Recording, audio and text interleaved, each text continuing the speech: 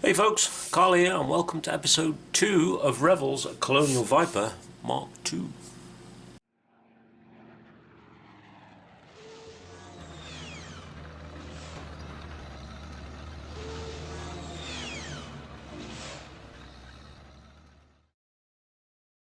Okay folks, so last episode we finished all the sub-assemblies and we were ready for primer. Now I have primed a few bits and pieces that we're not going to be able to get to once we start putting the assembly together.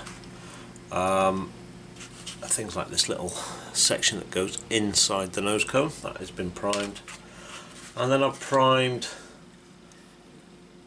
the wing that is going to be separated from the vehicle once it goes into the diorama and the gun. Everything else I have left unprimed apart from the cockpit, because what we're going to be doing is we're going to build up most of the unit as one piece. So we'll get this bit together once the cockpit's in. We'll get all the sub-assemblies together and in, apart from the back engines. Now the reason for this is I've been watching Mr. Fox on his very old build that he did for E-models quite some time ago, and that is the way that he has done it, and thinking about it, it's probably the easiest way to paint this thing rather than paint all the sub-assemblies and then start gluing it together, because there's a chance the glue will interfere with the paint job. So we're going to do it that way. So I have primed and base painted the cockpit parts. So there are the two side panels, primed and base painted, and we have also got the cockpit primed and base coat. Now this colour is a blue colour from Tamiya, and it is XF18 medium blue. I thought we'd go for something a little bit different inside the cockpit. Obviously we still have all the panels to paint, the seat and the control sticks.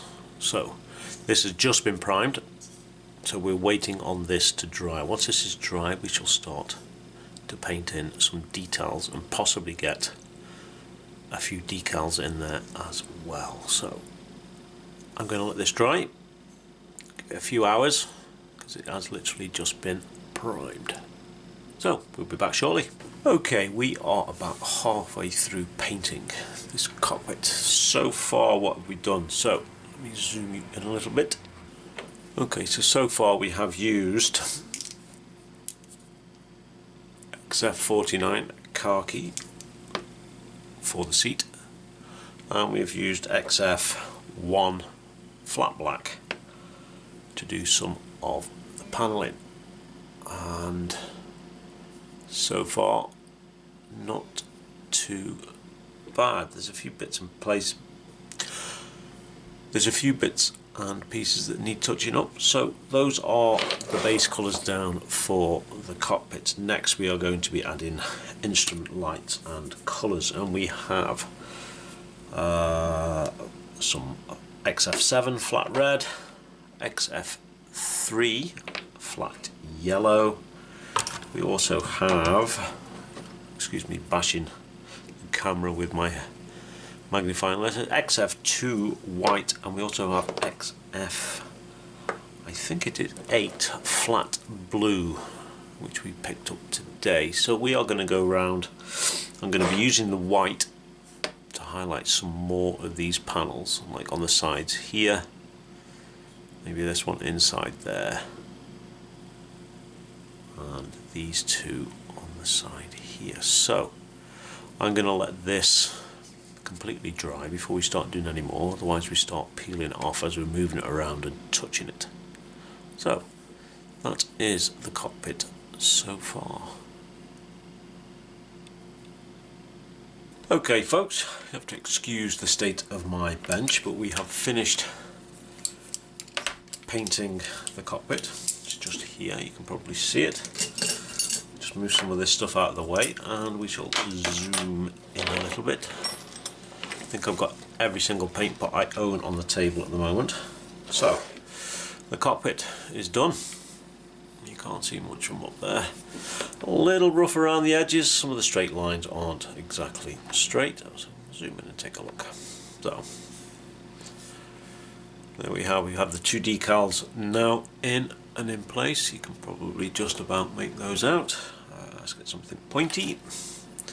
So we have a decal in there and a decal there. Everything else has been painted by hand. So we've added, since the last look, we've added the white, the yellows, the reds, and we've also added some of the clear green over the top of white here on this panel, and here on this panel, and some clear blue over the top of this panel. And we've added some standard blue on these panels in the centre here and down here as well. So that is the cockpit done, of course, apart from the washes. So we will give this a gloss coat now, and then we'll get some washes on. So the cockpit is done. Okay folks, there we have the cockpit all glossed up. We've put these side panels, I've not glossed these because we're not going to be putting anything on them. And we'll just try and get that off. It's tucked underneath that front part there. So there's a cockpit all glossed, and we are going to be applying to this some of Ultimate's clay wash. We're going to be using the dark dirt this time. Now we're not going to be putting it all over this. All we're going to be doing is the seat and the footwells, and you've seen me do this stuff before, so we want a nice clean cup. Get this clay wash nice and mixed. It doesn't take much mixing up. It settles really quick, but with that it mixes really quick as well. So we shall decant a very small amount into a cup. Now this always looks a lot darker than it actually dries, so this will lighten up once it's dry. Clean the lid and get that back on, and find ourselves a brush. So we're just using a cheap hobby brush, Daler and Rowney. They are less than £1 each. So we are literally just going to spread this on the seat and into the footwells. So you don't need to be gentle or too nice with it. Just spread it all over to that seat. Make sure we're getting it in all the grooves and all the rest of it, so we can make sure that they stand out. And we shall drop some into those footwells there. And that is literally it. So now we just need to leave that for 5-10 minutes to let it dry. So we shall be back in a moment. Okay, that is this wash dry. Now I've force dried it with an airbrush, so it's a little bit quicker than 5 minutes, but that is now nice and dry. Now you can remove this a few different ways. The primary way is to use a damp clean cloth and just wipe it away.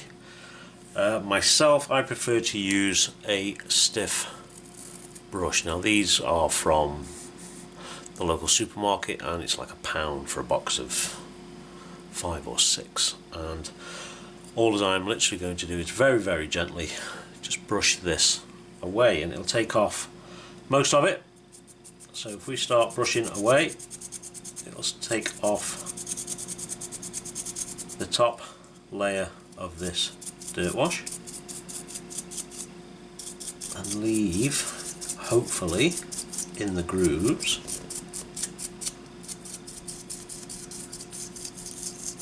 the actual clay wash, and it should clean up the seat reasonably well. Now I'm not going to try and get the brush into the footwell. I'm going to leave that quite dirty. So The longer you leave this stuff to dry, the more difficult it is to get off. Now if you're finding it that it does look rubbish, then just damp a cloth and just wipe it clean off, and it should take all of it away. But the longer you leave it, the more it will stain. And of course this will matte up your surface slightly as well. Now I've got a little bit of something there, so I'm not going to use a damp cloth, I'm just going to use my finger to see if I can get that to smooth out a little bit. It looks like we've had a lump that has settled just there. So I'm going to work at that a little bit. If it is that we can't get it off or make it look any better, then I will take it off with a damp cloth. I want this chair to look quite grubby. So obviously that's where the pilot sits.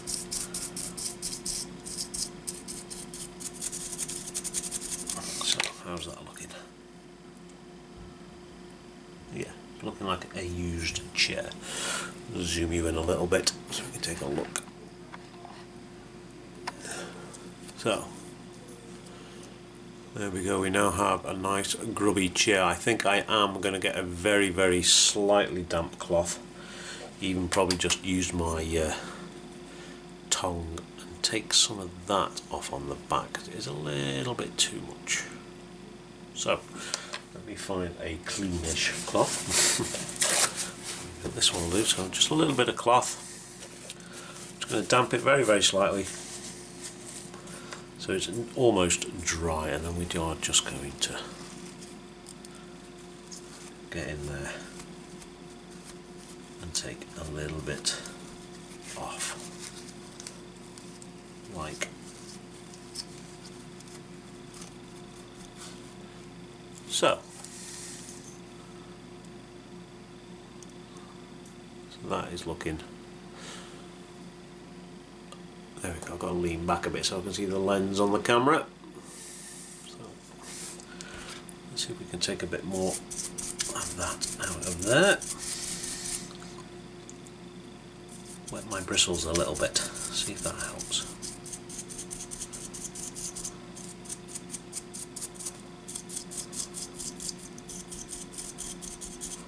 So, how's that? There we go, I think I'm happy with that. And we're going to leave that exactly how it is.